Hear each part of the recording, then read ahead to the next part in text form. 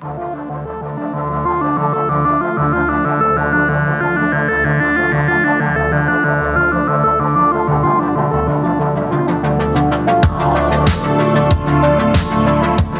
à tous.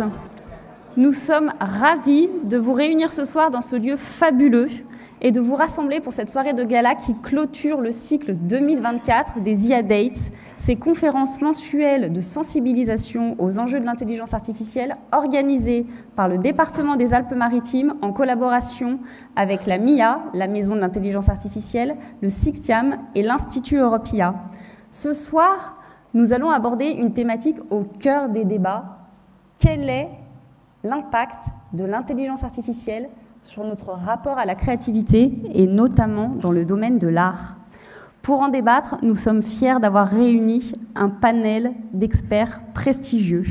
Nous recevrons d'abord le docteur Laurent Alexandre, comme son nom l'indique, avant tout médecin, entrepreneur, conférencier, auteur de nombreux ouvrages sur les enjeux du numérique et notamment la guerre de l'intelligence et la guerre de l'intelligence à l'ère de ChatGPT.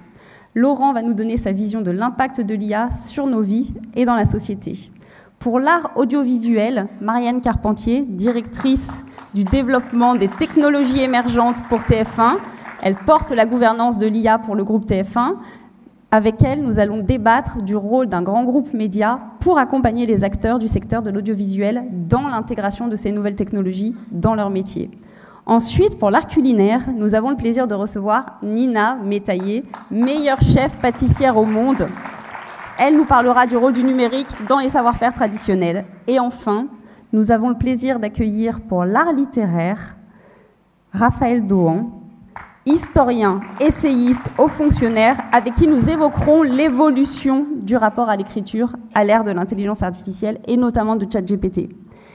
Avant de commencer à rentrer dans le vif du sujet, Monsieur Charles-Ange Ginesi, président du département des Alpes-Maritimes, président du CICTIAM, président du syndicat mixte de la Maison de l'intelligence artificielle, ne pouvant malheureusement pas être avec nous ce soir, a tenu à vous adresser quelques mots.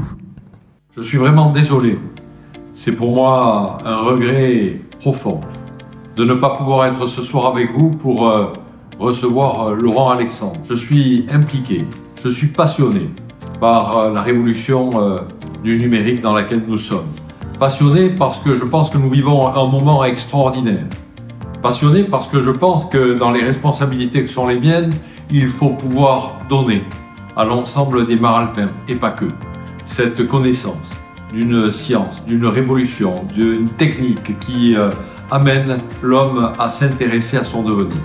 Il y a ceux qui auront cette capacité, cette connaissance, qui seront instruits et qui dirigeront demain leur vie, qui seront proactifs. Et puis, il y a malheureusement ceux qui n'auront pas été informés et qui seront un peu à la traîne. Alors, ces IA Dates, ces grandes rencontres qu'avec l'Institut Europia, nous vous proposons. Marco Lendi est un artisan de ces rencontres formidables. Il s'est battu de longue date pour avoir Laurent Alexandre et nous l'avons ce soir. C'est véritablement quelque chose d'extraordinaire avec Luc Julia, avec Luc Ferry qui sont venus animer ces IA Dates. Et d'ailleurs, il y a une belle évolution et je vois que cette salle ce soir du Palais de la Méditerranée est parfaitement bien remplie avec des gens impliqués. J'aurais aimé être là parce que le déclic que j'ai eu lorsque j'ai, en 2018, rencontré Joshua Bengio avec Marco Lendi à Montréal pour créer la Maison de l'intelligence artificielle, c'était justement dans une passion. Je suis de ceux qui sont très intéressés pour accompagner l'évolution de la santé, pour faire en sorte que l'intelligence artificielle soit au service de la santé. Nous avons la championne du monde de pâtisserie qui sera l'invitée aux côtés de Laurent Alexandre ce soir pour parler d'elle, pour parler de cuisine, pour parler de pâtisserie. Alors on voit bien que les métiers sont en train de changer et l'homme augmenté est là.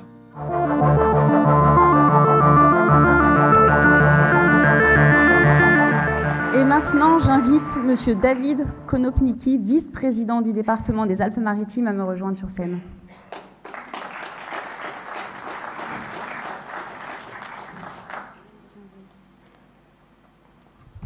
Mesdames, Messieurs, chers amis, en excusant à nouveau le président Charles-Ange Ginesi, je veux vous souhaiter la bienvenue pour cette magnifique soirée, en saluant Marc Hollandier, en le remerciant avec l'Institut Europia, avec l'ensemble des services départementaux d'organiser toute cette série de conférences qui nous intéressent, qui nous passionnent et qui surtout nous permettent de réfléchir. Le président Charles Angynesi a dit beaucoup de choses, il a quasiment tout dit. Retenez cette date 2018. 2018, ça a été l'ère, le moment de lancer la grande politique du Smart Deal du département qui, avec le Green Deal, ont permis d'anticiper les changements majeurs que nous connaissons actuellement.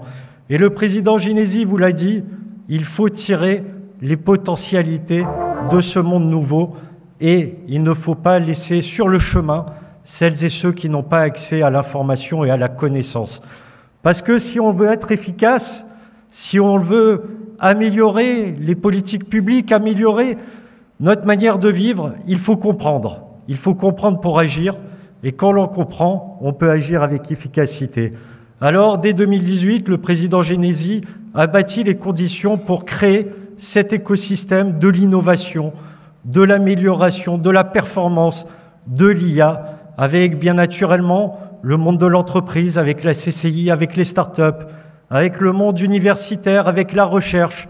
Et bien naturellement, les premiers fers de lance ont été les services départementaux que je salue ce soir, car cette transformation numérique, elle a permis de moderniser, elle a permis de rendre encore plus performants les services publics qui vous sont proposés chaque jour sur le territoire maralpin, en saluant Gaëlle Frontoni, vice-présidente du département, Pierrette Alberici, conseillère départementale, et le directeur général des services départementaux, Christophe Picard.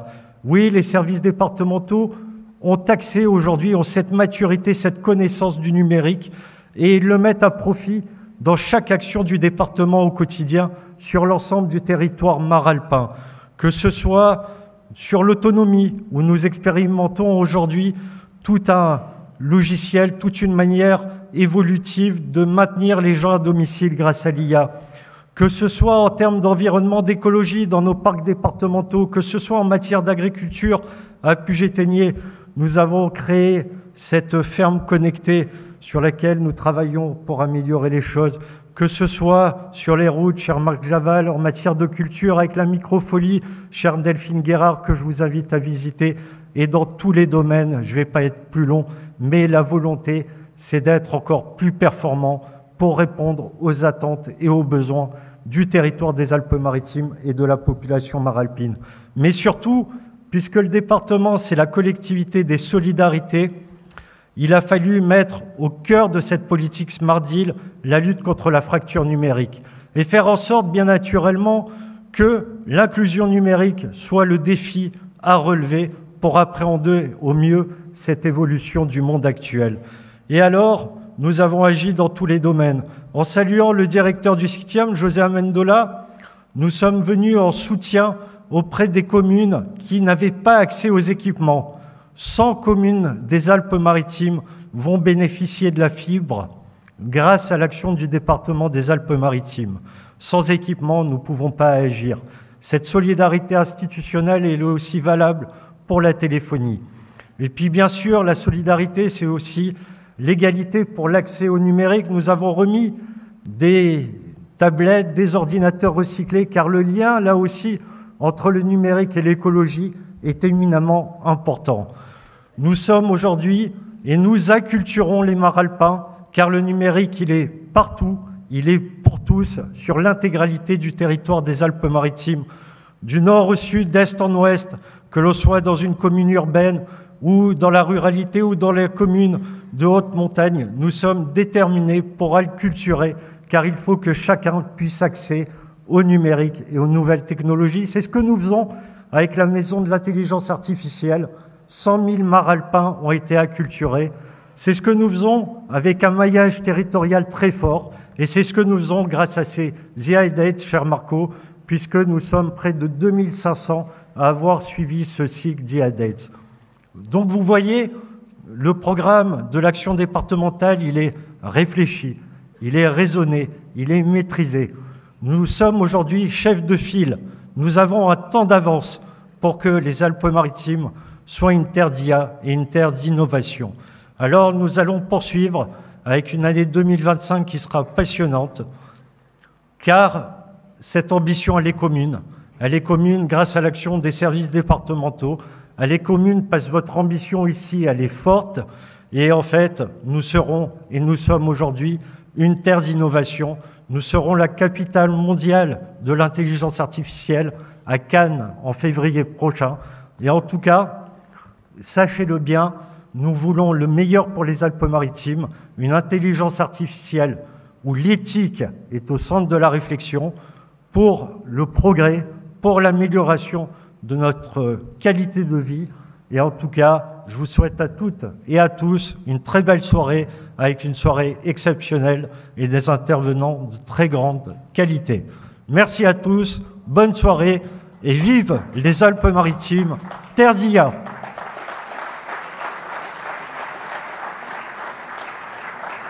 Merci beaucoup. Pour commencer du coup cette soirée de conférence, j'invite à me rejoindre sur scène le docteur Laurent Alexandre. Je laisse la place au docteur Laurent Alexandre.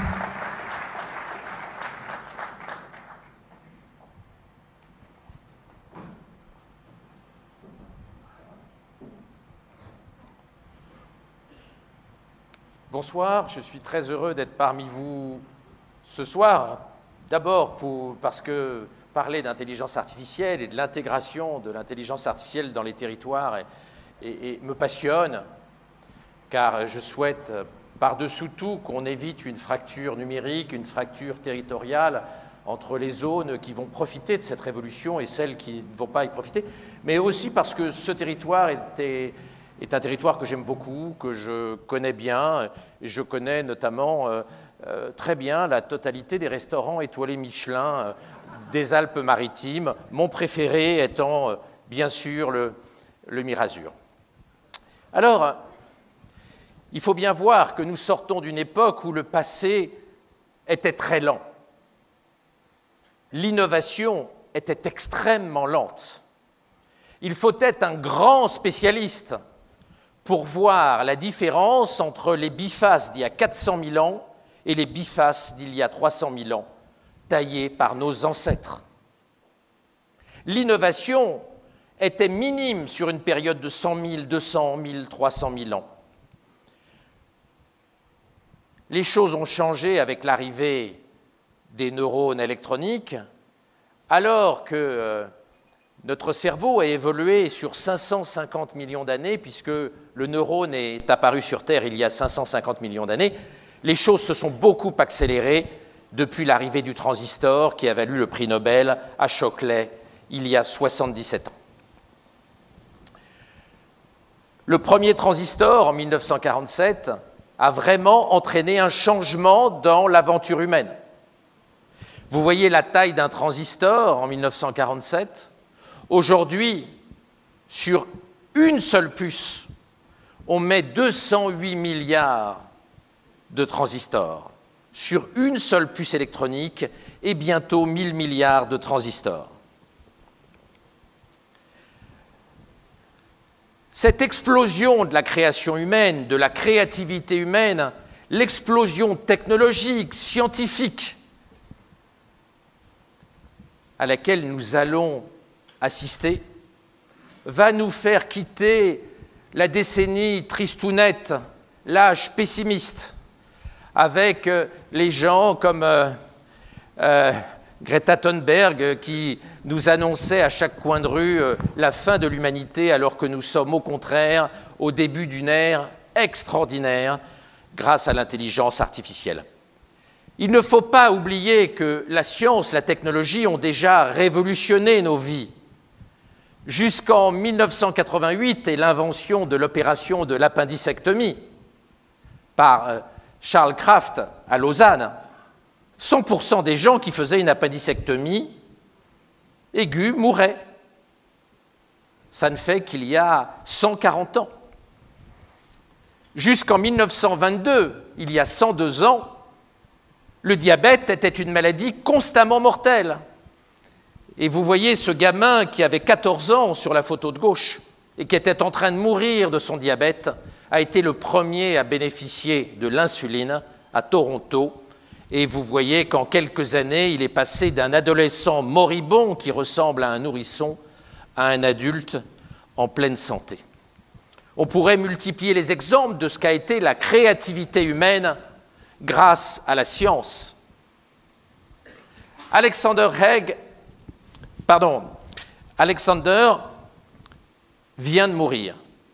C'est l'un des derniers Américains à avoir attrapé la polio avant le vaccin inventé par Salk en 1955.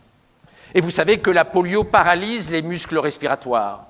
Et il a été l'un des tout derniers à être affecté par le vaccin avant qu'on généralise la vaccination contre la polio en Occident. Et il a passé toute sa vie dans son caisson, dans son poumon d'acier, car ses nerfs ne permettaient pas d'ouvrir et de refermer sa cage thoracique.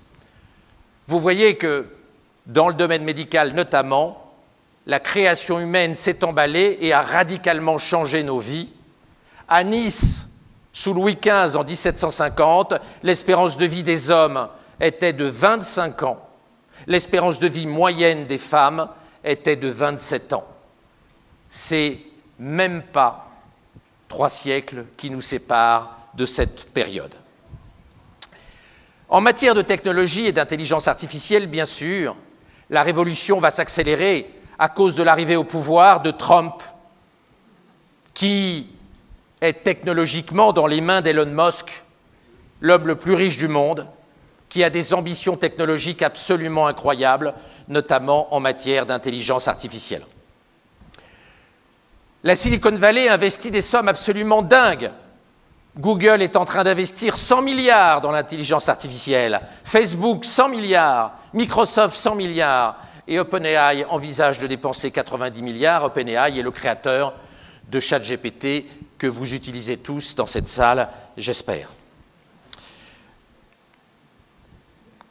Pour vous donner un ordre d'idée, Mark Zuckerberg, le patron fondateur de Facebook, a dépensé cette année en 2024, uniquement pour acheter des microprocesseurs destinés à entraîner, à éduquer sa nouvelle intelligence artificielle, Llama 4, plus de pognon que le gouvernement américain a dépensé en 1942, 1943, 1944 et 1945 pour fabriquer la bombe atomique. En une seule année, le patron de Facebook dépense plus en achat de puces électroniques pour l'intelligence artificielle que ce qu'a coûté en dollars constants, corrigés de l'inflation, la fabrication du programme de la bombe atomique. Nous allons nous trouver avec une quantité infinie d'intelligence quasiment gratuite. Le fondateur de ChatGPT explique que dans 12 ans, 1 millième seulement de l'intelligence sur Terre sera de l'intelligence humaine. 99,9% de l'intelligence sur Terre sera l'intelligence artificielle. Cela va entraîner une transformation radicale de notre rapport à l'économie, à la politique, à la science, mais aussi à la création, car l'intelligence artificielle va renforcer considérablement nos capacités d'invention dans tous les domaines, et pas uniquement dans le domaine artistique. Nous rentrons dans une période très compliquée où l'Europe, d'un point de vue géopolitique, l'Europe a pris beaucoup de retard, mais on voit notamment dans ce département qu'il y a des volontés, des initiatives locales pour développer l'acculturation de la population et des territoires à l'intelligence artificielle. Cette année, le prix Nobel de physique et le prix Nobel de chimie ont été donnés à des spécialistes de l'intelligence artificielle venant de chez Google. À gauche, Geoffrey Hinton a eu le prix Nobel de physique pour l'invention des intelligences artificielles modernes, les réseaux de neurones profonds.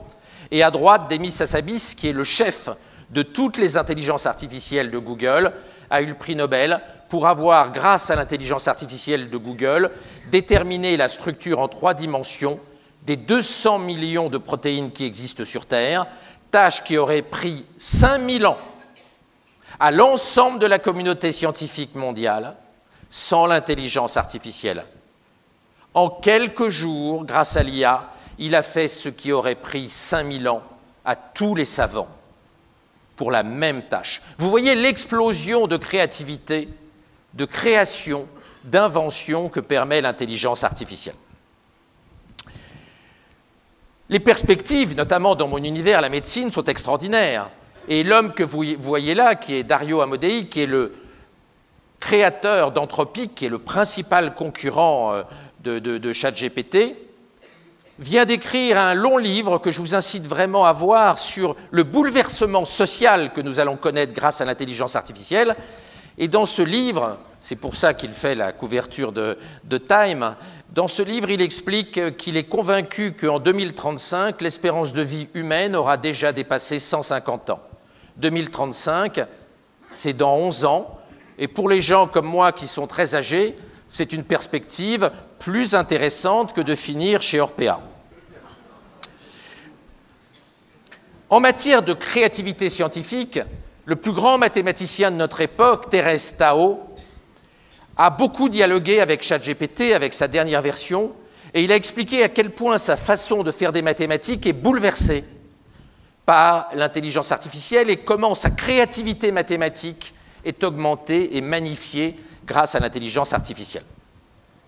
Alors, l'intelligence artificielle galope et effectivement, nous allons être dépassés par l'intelligence artificielle entre maintenant et 2030. Il y a un consensus de tous les experts sur ce sujet-là.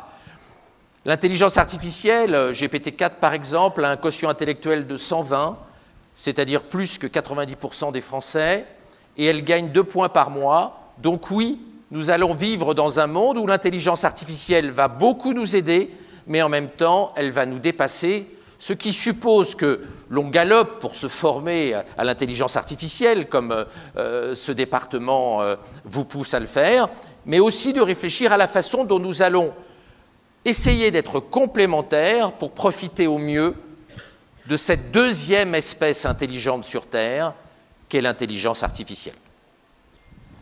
Elon Musk, notamment, qui investit des sommes absolument folles dans l'intelligence artificielle et qui a l'intention de créer un ordinateur quantique géant dans l'espace, est persuadé qu'en décembre 2025, il n'y aura plus un seul être humain sur Terre qui sera plus intelligent que l'intelligence artificielle. De fait, il est très intéressant de voir que l'histoire s'est accélérée. En 2020, le consensus mondial des meilleurs experts de l'intelligence artificielle était que l'intelligence artificielle nous dépasserait en 2100, dans 80 ans. 1000 jours plus tard, le consensus mondial des spécialistes de l'intelligence artificielle, c'est que nous serons dépassés en 2030. Vous voyez que pour les experts, les meilleurs experts au monde, le moment de notre dépassement est passé de 2100 à 2030. Cela montre à quel point l'histoire technologique s'est emballée ces dernières années, grâce notamment à la révolution ChatGPT. Alors, ça ne va pas concerner que les cols blancs. Comme nous l'écrivions avec mon ami Raphaël Babot dans Le Figaro il y a quelque temps, on va créer des robots ouvriers ultra intelligents. Et ça pose quelques problèmes sociaux. Quelle sera la compétitivité des ouvriers traditionnels aux 39 heures face à des robots qui auront l'intelligence d'un polytechnicien, qui seront meilleurs en cancérologie que moi, meilleurs en médecine que moi? Il faut inventer la société d'avant et il faut se dépêcher, car l'intelligence artificielle galope à toute vitesse. Il y a quelques semaines, le Pentagone a testé des F-16, pilotés intégralement par intelligence artificielle, sans aucun humain dans la boucle, à côté de F-16 pilotés par les meilleurs pilotes de l'US Armée. Les meilleurs pilotes de l'US Armée ont été battus par l'intelligence artificielle. Le créateur de ChatGPT, Sam Altman, a récemment donné son agenda technologique. D'abord, la première phase, ChatGPT, puis après les outils de raisonnement, comme la toute dernière version de ChatGPT, GPT-4o, que je vous conseille vraiment d'utiliser. Puis les agents à qui on peut confier des missions pendant quelques semaines, quelques mois, et qui, sur Internet, vont fabriquer, construire des actions pour notre compte. La quatrième étape, c'est d'avoir des intelligences artificielles ayant des capacités d'innovation très supérieures à celles que nous avons, nous, êtres humains. Et puis la cinquième étape qu'il imagine vers 2030, ce sont des intelligences artificielles qu'il compte créer et qui auraient la capacité de gérer entièrement une organisation, de gérer un hôpital intégralement à 100%, de gérer une entreprise à 100%, de gérer le CNRS à 100%, de gérer une collectivité territoriale à 100%. C'est assez bouleversant et ça suppose une réflexion politique car le sujet de l'intelligence artificielle n'est pas un sujet technologique, c'est un sujet politique. L'intelligence artificielle, c'est politique. Que faisons de notre humanité à l'ère de cette révolution absolument incroyable qui déferle sur nos têtes, sur celles de nos enfants et de nos petits-enfants? Et en tant que père de famille nombreuse, c'est quelque chose qui me touche particulièrement. Alors, par rapport à l'intelligence artificielle, on peut essayer d'être complémentaire, on peut essayer de nous interfacer avec l'intelligence artificielle grâce à des casques, voire grâce aux technologies qu'Elon Musk est en train de développer pour mettre des micro-ordinateurs dans le cerveau de nos enfants, de manière à les rendre compétitifs avec l'intelligence artificielle, ce qu'on appelle les implants Neuralink, dont il contrôle 100% du capital. Notre rapport à l'intelligence artificielle se décide maintenant.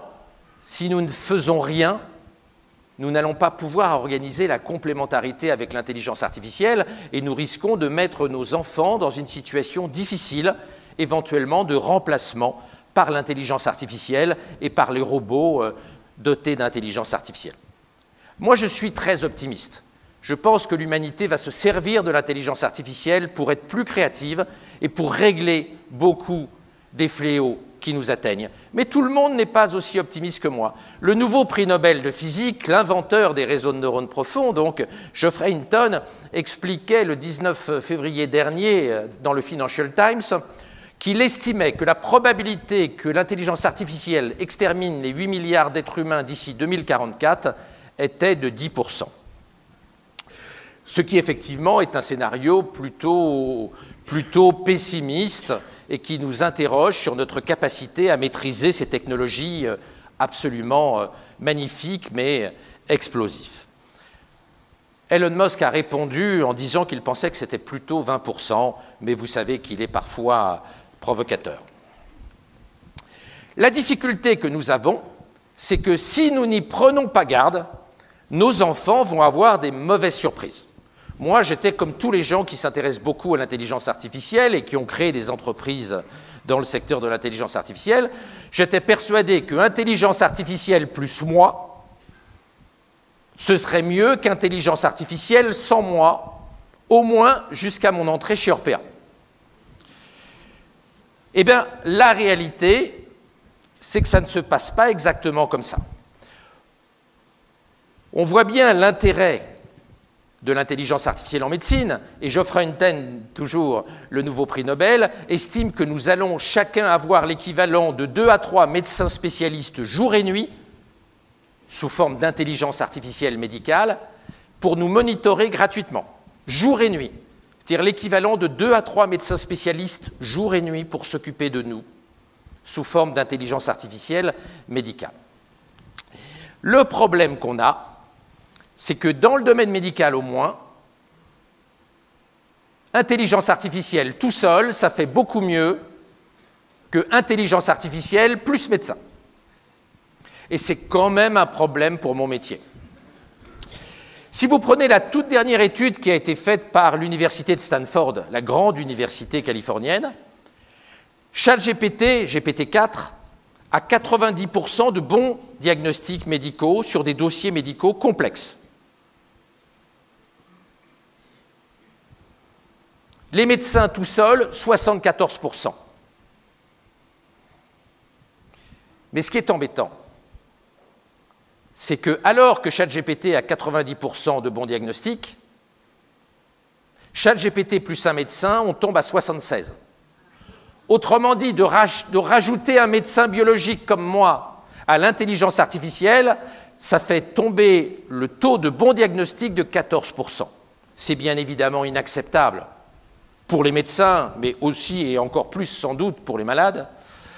il va donc falloir que nous réfléchissions très fort à la façon de nous former pour être complémentaires de l'IA, car il faut impérativement pour vous, pour la société, au-delà de notre ego de médecin, que médecin plus intelligence artificielle, ça fasse plus qu'intelligence artificielle tout seul et pas le contraire.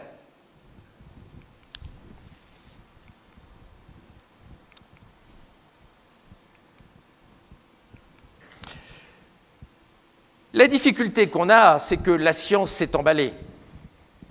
Vous voyez bien que le savoir médical, biologique, il explose. Le prix Nobel de biochimie, il a eu le prix Nobel parce qu'il a, grâce à l'intelligence artificielle, déterminé la structure de 200 millions de protéines. Ce qui a des conséquences en médecine absolument énormes, car notre corps est construit par les protéines. Mais tout ça a fait que les médecins, comme moi, ne connaissent qu'une toute petite partie du savoir médical. J'expliquais récemment dans le Figaro, toujours, que je connais à peu près 1/1000e du savoir médical et biologique sur Terre. Pas 1%, pas 1/1000e, 1/1000e. Je ne connais qu'une toute petite partie du savoir médical. Il est donc normal que l'intelligence artificielle soit meilleure en médecine que moi. Donc l'organisation du travail dans le futur doit être pensée aujourd'hui, car l'intelligence artificielle est en train de nous dépasser. Ce n'est pas en 2040, c'est tout de suite. Et c'est bien pour ça que la décision du département de former le plus de gens possible est une excellente décision à l'ère de l'envol de l'intelligence artificielle. Dans le domaine de la médecine, par exemple, il ne faudrait pas que Kai-Fu Lee, qui est le meilleur économiste de l'intelligence artificielle, ait raison. Il a écrit récemment qu'en 2030, le médecin serait un compassional caregiver, vous voyez, quelqu'un qui tient la main des malades, un tiers infirmier, un tiers technicien, un tiers assistante sociale. Vous voyez que beaucoup de métiers, si nous n'y prenons pas garde, pourraient être dévalorisés à l'heure de l'intelligence artificielle, et pas seulement la médecine. Alors, à côté de ces interrogations, il y a des choses absolument exaltantes et extraordinaires en matière de création que va permettre l'intelligence artificielle. Elle nous ouvre des nouveaux continents. On commence à comprendre de mieux en mieux l'infiniment petit, le passé lointain. On a même reproduit le boson de Higgs, comme vous savez, qui a existé au tout début du Big Bang. On est en train d'explorer l'espace et Elon Musk veut installer l'espèce humaine dans le plus de planètes possible avec sa nouvelle fusée Starship. Et puis, nous connaissons de mieux en mieux la nature humaine, notre ADN, notre fonctionnement médical est aujourd'hui appréhendé de façon de plus en plus fine. Le grand concurrent dans le domaine spatial d'Elon Musk, c'est le fondateur d'Amazon, Jeff Bezos, qui a sorti, il n'y a pas très longtemps, les dessins des stations orbitales qu'il compte installer dans l'espace. Vous voyez des espèces d'immenses sphères avec une reproduction de la géographie humaine en construisant dans l'espace des montagnes, des villages, des fleuves, etc. Ça ressemble énormément au film d'il y a une dizaine d'années, Elysium, que certains d'entre vous ont vu et qui n'était pas un modèle de démocratie d'ailleurs.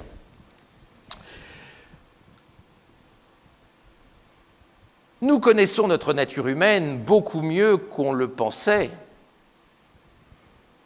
Jacques Monod, le prix Nobel de médecine français des années 60, l'inventeur de l'ARN messager, dont on a beaucoup parlé au moment du Covid, écrivait en 1970 « La taille de l'ADN interdit sans doute à tout jamais qu'on puisse modifier nos chromosomes ». 6 ans après cette déclaration, on faisait les premières manipulations génétiques chez la bactérie. Et vous l'avez sans doute vu, ces derniers mois, on a guéri grâce aux manipulations génétiques des gamins aveugles, des gamins myopathes et des gamins sourds. En 70, le prix Nobel nous expliquerait qu'on ne pourrait jamais modifier notre ADN. Aujourd'hui, en quelques mois, nous commençons à guérir les gamins aveugles, les gamins myopathes et les gamins sourds. On avait dit la même chose pour le séquençage de l'ADN en 1990, on pensait que c'était totalement impossible. C'est devenu, comme vous savez, aujourd'hui, assez banal.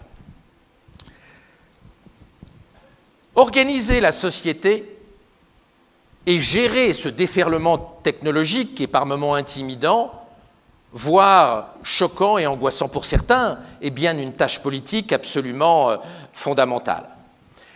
Ce qui est certain, c'est que ce tsunami technologique ne va pas être un long fleuve tranquille. Je suis très optimiste pour l'avenir de l'humanité, mais nous allons connaître quelques années de bordel, de grands bordels. D'ailleurs, Bill Gates, le fondateur de Microsoft, s'inquiétait de notre capacité à réguler ce tsunami technologique et l'ancien patron de Google, Eric Schmidt, a fait une conférence de presse dans laquelle il expliquait « mais rien n'est prêt, l'école n'est pas prête, l'université n'est pas prête, la médecine n'est pas prête, les institutions ne sont pas prêtes, les hommes politiques ne sont pas prêts, les entreprises ne sont pas prêtes, le gouvernement n'est pas prêt. » Et c'est vrai que personne n'est prêt. Et c'est pour ça, je le répète, qu'il est tout à fait vertueux que des collectivités territoriales, des territoires comme votre département, s'intéressent tant à ce sujet. Alors, on va être concurrencé par l'IA, mais on n'a pas de solution simple derrière. Sam Altman avait déclaré il y a 2 ans, l'intelligence artificielle va remplacer le job de 90% des humains, mais on va les mettre au revenu universel, parce qu'ils ne pourront pas travailler. Et donc, il a financé la plus grande expérience au monde de revenu universel.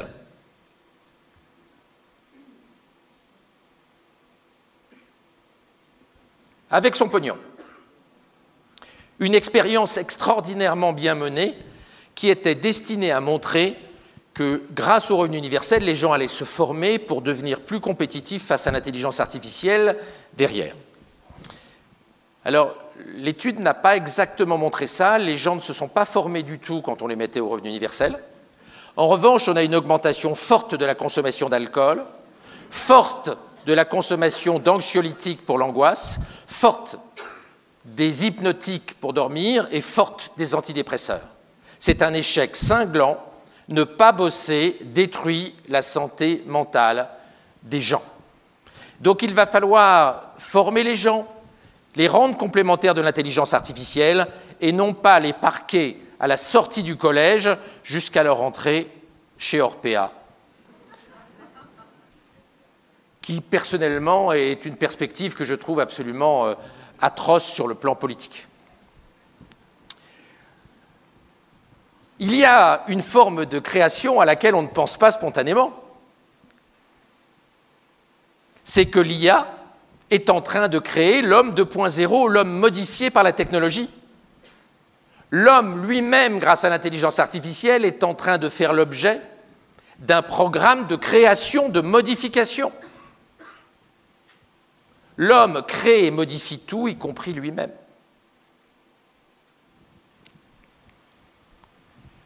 Les technologies NBIC sont en train de changer radicalement notre rapport au corps.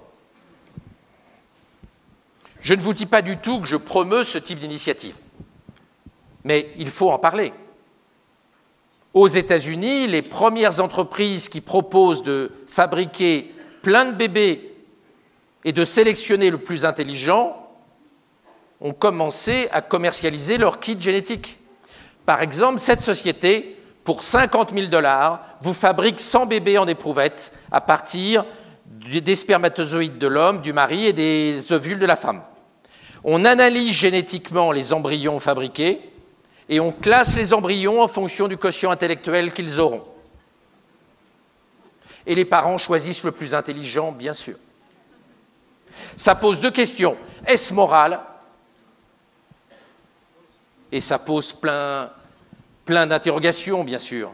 Et d'autre part, qu'est-ce que vont faire nos gamins et nos petits-enfants s'ils ne font pas ça pendant que les petits Américains et les petits Chinois sont sélectionnés dans le cadre de ces programmes eugénistes fort douteux, mais qui vont être assez efficaces pour être compétitifs face à l'intelligence artificielle? Et je n'ai pas de réponse à cette question, bien évidemment. Mais il faut savoir qu'un sondage réalisé dans la revue Science, qui est la plus grande revue scientifique au monde avec Nature, a montré que 38% des Américains souhaitent sélectionner l'intelligence de leur bébé pour qu'il soit compétitif face à l'intelligence artificielle. Et 28% des Américains souhaitent modifier les chromosomes de leur enfant. C'est-à-dire, pas seulement sélectionner l'embryon le plus intelligent, modifier l'embryon. Vous voyez que les questions que les technologies liées à l'intelligence artificielle posent sont bouleversantes. C'est la peur de l'intelligence artificielle qui rend les Américains eugénistes, et c'est l'intelligence artificielle qui permet les technologies eugénistes. Vous voyez que le lien entre la modification de l'homme et l'intelligence artificielle sont extrêmement troublants. À côté de ça, il y a ce que propose Neuralink d'Elon Musk.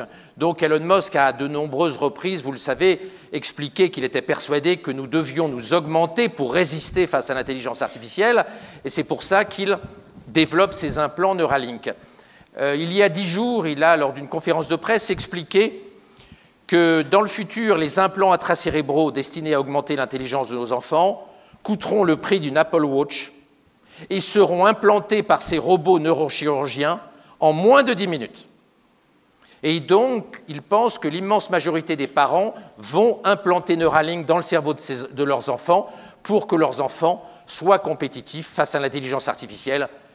Je le répète, nous sommes face à des interrogations philosophiques, éthiques, religieuses, absolument considérables, dont je n'ai bien évidemment pas plus que vous les réponses. Google veut tuer la mort.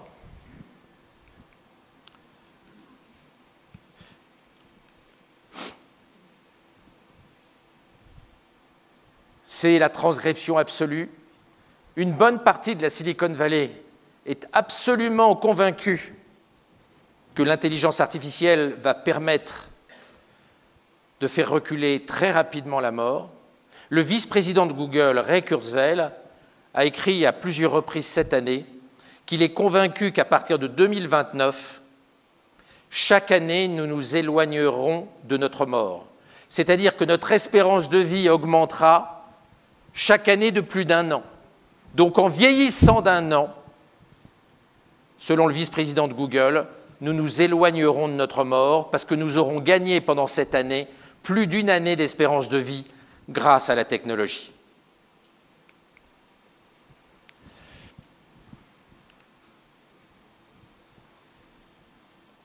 Nous rentrons dans un monde d'opportunités absolument extraordinaires. Pour les territoires qui sauront attirer les entreprises de l'intelligence artificielle et les ingénieurs de l'intelligence artificielle vont être florissants. Et les gens qui travaillent dans ces entreprises gagnent beaucoup d'argent.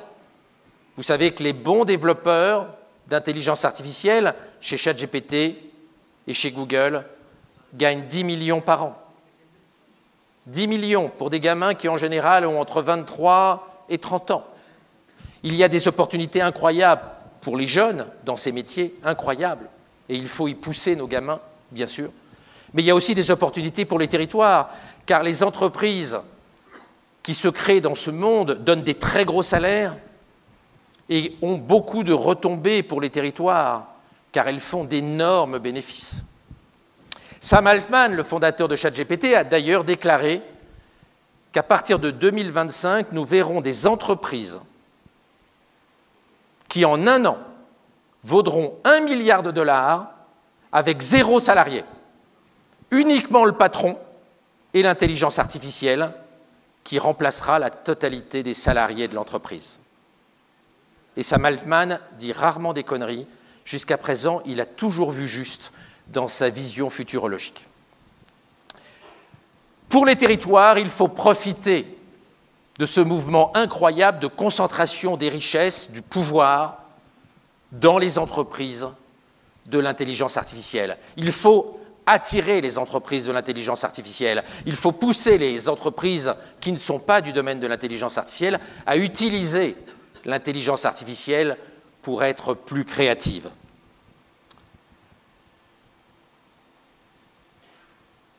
Cette économie qui va se reconstruire va détruire beaucoup d'entreprises.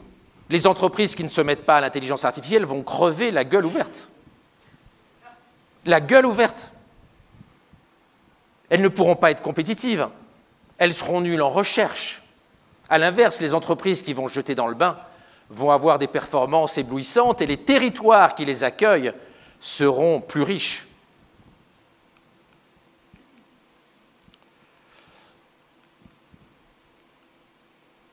Ça ne marche pas très bien, là. Pardon. Votre territoire a tous les atouts pour être la Venise de l'intelligence artificielle en 2050. Il y a des capitaux, il y a une main-d'œuvre très qualifiée, il y a un territoire extraordinaire, susceptible d'accueillir les milliardaires de l'intelligence artificielle qui sont très exigeants sur la qualité de vie. Vous avez tout. Ce serait un péché de ne pas devenir un des grands centres mondiaux de l'intelligence artificielle. Un péché, une faute majeure, alors que vous devez devenir la Silicon Valley européenne du XXIe siècle. La nouvelle Venise.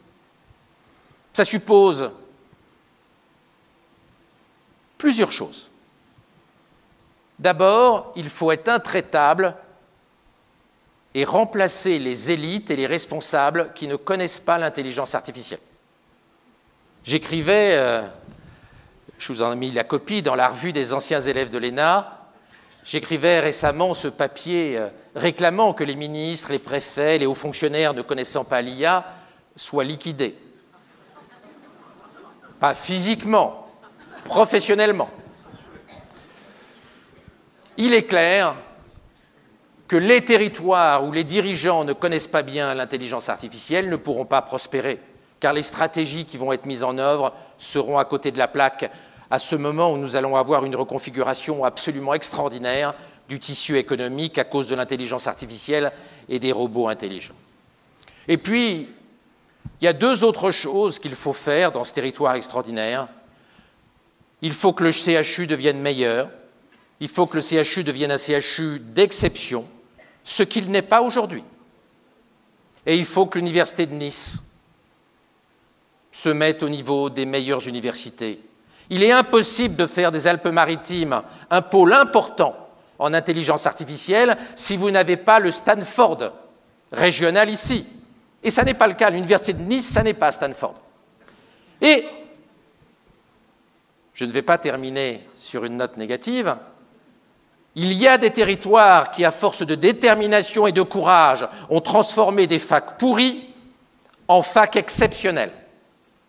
À 300 km d'ici, à vol d'oiseau, une ville plus petite que Nice, beaucoup plus petite que Nice, qui avait beaucoup moins d'atouts académiques que Nice, a créé l'une des plus grandes universités du monde, avec une excellence en électronique et en intelligence artificielle. C'est l'École polytechnique fédérale de Lausanne. Il est donc possible à Nice, qui est beaucoup plus gros que Lausanne, d'avoir en 2050 une université d'excellence, ce qui est une condition absolue pour devenir un grand pôle d'intelligence artificielle, car l'intelligence artificielle a besoin de start-up, mais aussi d'un réseau académique universitaire très puissant. Je vous remercie.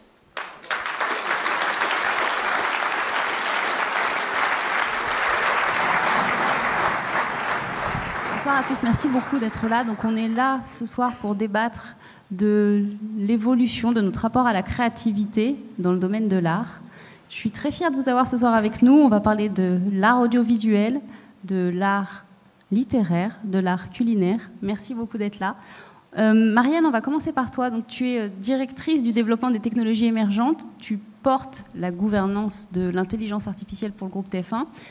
Tu as travaillé et tu travailles toujours pour Newen, qui est un studio de production audiovisuelle, de séries, de films, et notamment pour Netflix et pour le groupe TF1. Tu as été pionnière, vous avez été parmi les pionniers à travailler avec l'intelligence artificielle, à mettre à disposition des scénaristes, des réalisateurs d'outils d'intelligence artificielle en mode un petit peu bac à sable il y a maintenant 4 ans, je crois.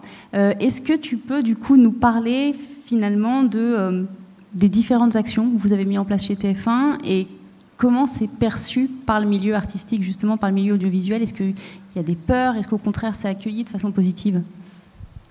Alors, oui, en effet, on a joué avec ces outils-là il y a longtemps, un peu avant le confinement. On a commencé à regarder ce que ça pouvait générer. Et quand le confinement est arrivé, ça nous a servi pour résoudre des problématiques. Et en l'occurrence, la première, ça a été une de nos actrices sur une série qui est tournée pas très loin d'ici, qui s'appelle Plus belle la vie, qui est tombée malade en plein tournage et il manquait 2 séquences pour boucler l'épisode. Et on tournait sous contrainte forte parce qu'on continuait de tourner même en confinement. On avait confiné toute l'équipe en fait. On les avait séquestrés. Et au lieu d'arrêter le tournage et de mettre 150 personnes en chômage technique, et ce qui coûtait très cher à la production, en fait, on a utilisé de l'intelligence artificielle pour faire tourner. On a fait tourner notre actrice et on a utilisé de l'IA générative pour changer son visage et le remplacer par l'actrice initiale, avec évidemment l'accord des 2 actrices. Et des cachets pour les 2 actrices. Donc tout le monde était payé, tout le monde était content. Et même très content parce que l'actrice qui a tourné et dont on ne voit pas le visage, elle a pu ensuite retourner et avoir un autre rôle, en fait, comme on ne voyait pas son visage. Et en fait, en faisant ça, on est passé de l'IA, c'est une technologie, à l'époque, on est en 2020, hein, donc à l'époque, 2021, là, à cette époque-là, l'IA, c'est une technologie de pirate. C'est pour faire des deepfakes, c'est pour faire des choses mauvaises, et donc tout le monde en a peur et on peut même pas prononcer le mot. Et quand moi j'arrive en Comex en disant ce serait bien qu'on teste, on me renvoie dans mes 22 illico. J'ai même pas une minute de plus pour en parler. Et en faisant ça, on a montré qu'en fait ça servait à quelque chose, que tout le monde était content, que l'utilisation qui était faite de cette technologie-là, elle était intéressante pour tout le monde, y compris pour les artistes en l'occurrence. Et donc ça a ouvert un champ des possibles. Et oui, à partir de ce moment-là, on m'a dit bon, prends ton bac à sable, là, fais mumuse avec tes outils et on regarde ce que ça peut donner. Et donc on a commencé à tester beaucoup de choses. Et donc nous, on n'a pas donné d'outils aux auteurs, en l'occurrence, ils s'en sont saisis tout seuls. Et aujourd'hui, on est arrivé. Alors toutes ces graines là qu'on a plantées en sortie de Covid. 4 ans plus tard, évidemment, ça a poussé. Et donc là, on est plutôt en train de freiner tout le monde, hein, d'essayer de cadrer, d'implémenter des process pour être sûr que les utilisations qui sont faites respectent l'éthique, les droits d'auteur et le droit de la propriété. Ce qui est compliqué à faire. Mais donc nos auteurs, en fait, se sont eux-mêmes formés et ont eux-mêmes utilisé, tu en parleras certainement mieux que moi tout à l'heure, mais des outils d'intelligence artificielle, non pas pour faire des choses à la place de ce qu'ils faisaient avant, mais pour se challenger dans un premier temps. Et par exemple, un exemple que je donne souvent qui est assez drôle, c'est que j'ai un directeur littéraire qui utilise un chatbot maléfique pour contredire toutes les idées qu'il a.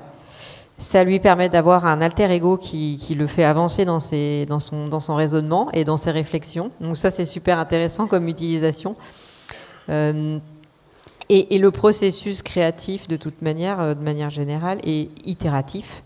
Et donc, c'est en ça que l'intelligence artificielle est géniale, parce que ça leur permet à tous ces créateurs de générer très vite quelque chose, de le jeter, de régénérer quelque chose, de le jeter, de le faire évoluer. Et en fait, c'est en faisant ce travail itératif qu'on arrive à avoir vraiment la chose qu'on avait envie d'avoir à la fin. La chose la plus intéressante que j'ai trouvée sur tous ces essais, ces test and learn qu'on a fait, c'est de voir que, en fait, les experts des métiers, par exemple, un chef, les plus belles choses que j'ai pu voir en termes d'images générées par des IA génératives sont des images qui ont été générées par des chefs opérateurs. Donc des gens qui ont une connaissance de la composition d'une image, de l'éclairage, du cadrage. Et en fait, ces personnes-là, quand elles ont saisi ces outils et les ont travaillés et les ont décortiqués et ont cherché à comprendre comment ça fonctionnait et sont rentrées vraiment dans la technique pour comprendre comment ça marchait et ont réussi à commencer à communiquer avec elles et travailler des choses. Maintenant, ces personnes-là, 2 ans plus tard, arrivent à des résultats qui sont vraiment superbes et où on a des personnes qui ne sont pas que des top modèles, où on a des choses qui sortent d'une IA générative lambda, mais eux, ils arrivent à échanger avec elles pour générer des choses qui sont plus proche de ce qu'on pourrait appeler de l'art traditionnel. Donc ça, c'est vraiment super intéressant.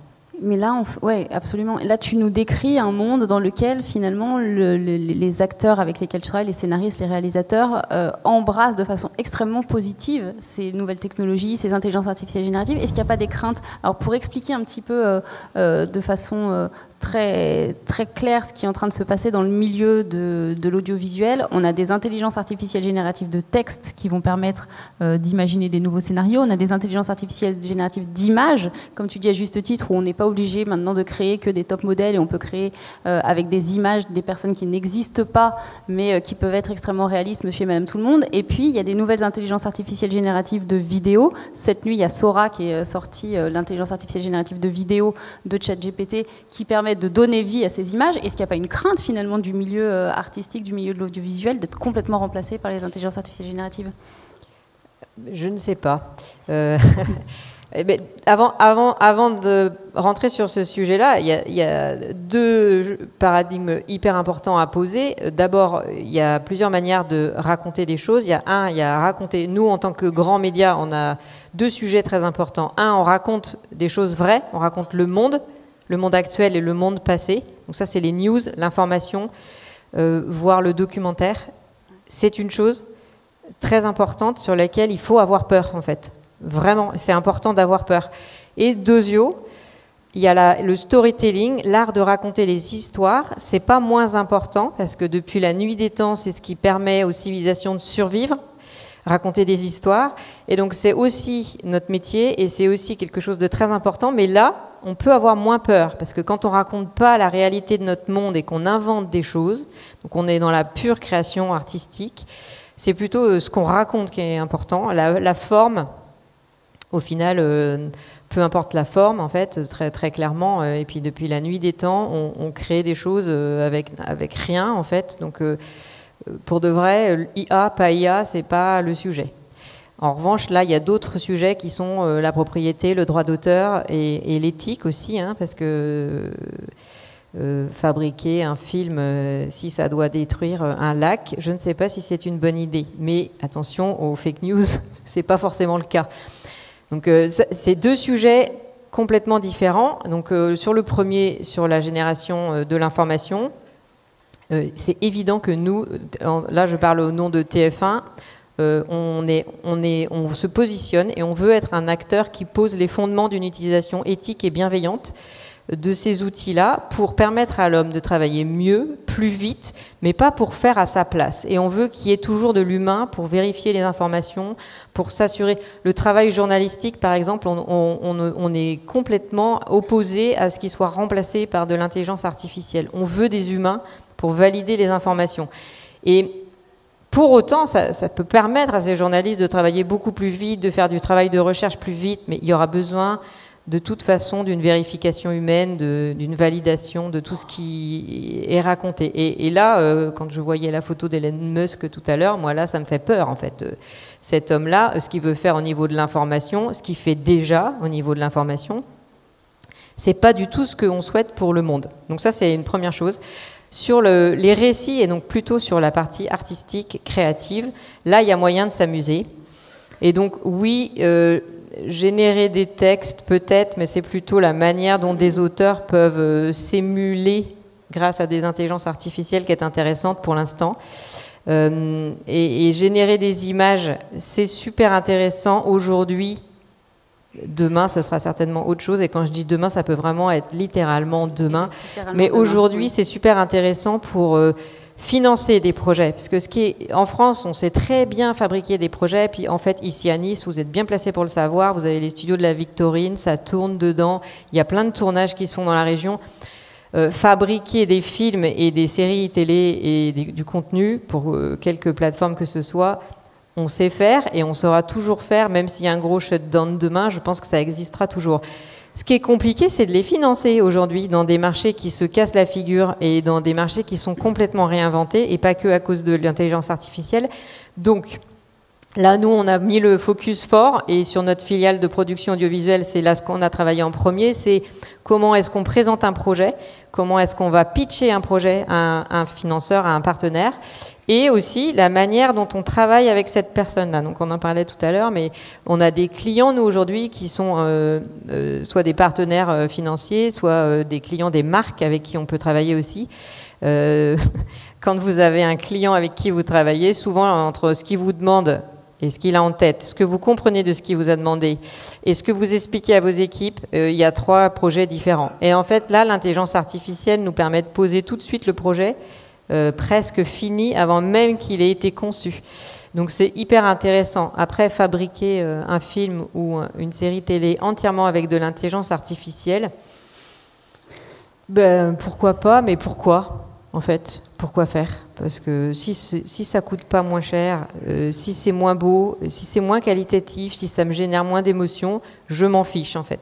Donc c'est tout un dosage à voir. Ce qui fait très peur à tout le monde, c'est ce dont a parlé le docteur tout à l'heure, le docteur Alexandre, c'est est-ce qu'une IA un jour va générer elle-même du contenu toute seule? Et probablement, hein. Mais est-ce que ça va être chouette? Et bien justement, on va faire un petit pas de côté.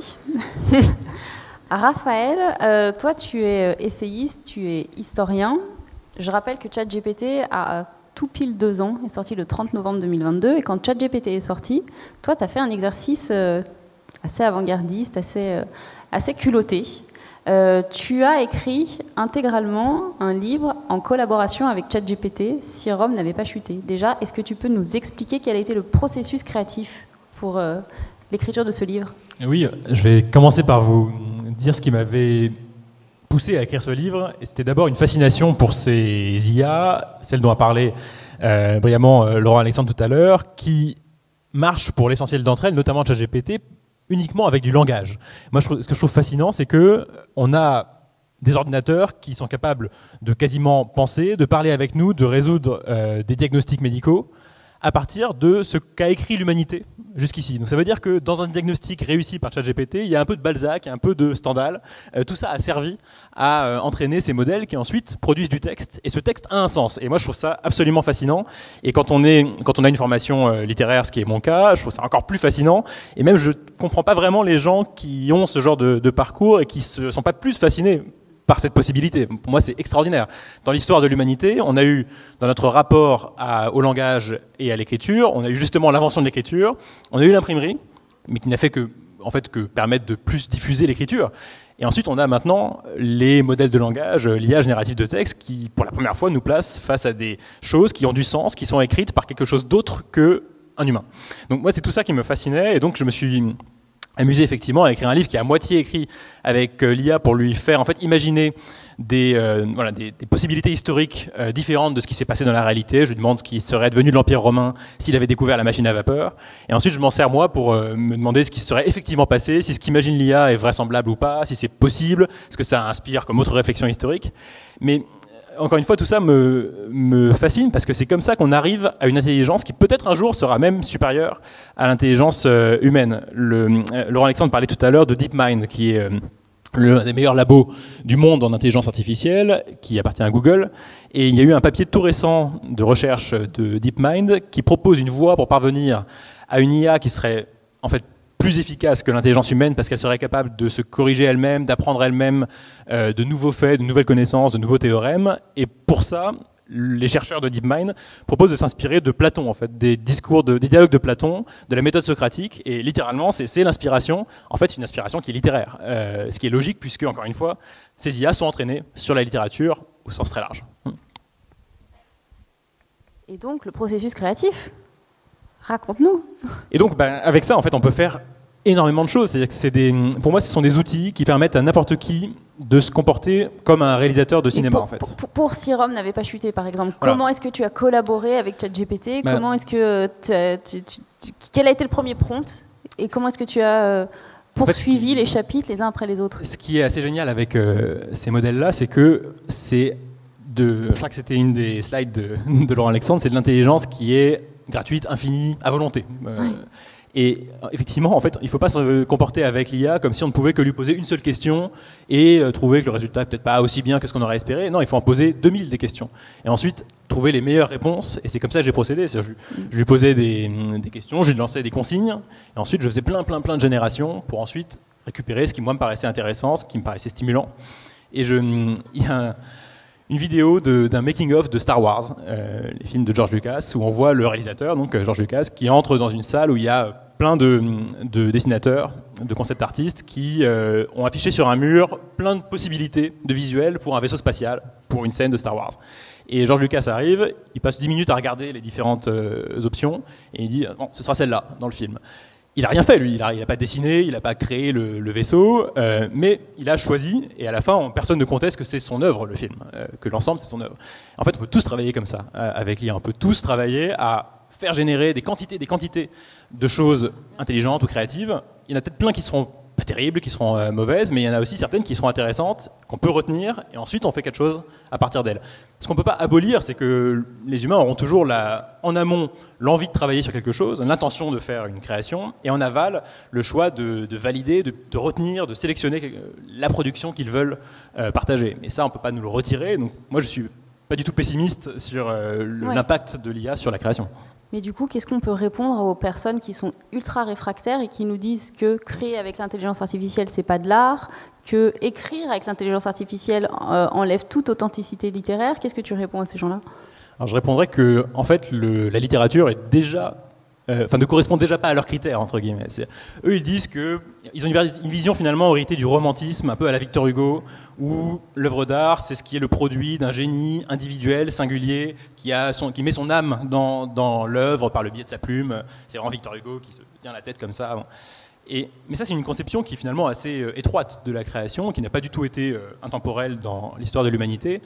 La première œuvre littéraire, en Occident en tout cas, c'est l'Iliade et l'Odyssée d'Homère. Homère n'existe pas en fait, c'est probablement pas un personnage historique, et ses œuvres, ces deux poèmes épiques, sont en fait une sorte de condensé, de précipité, de traditions totalement éparses. La langue n'a même pas de sens d'un point de vue linguistique, ce sont des vocabulaires différents, des styles différents, des dialectes différents.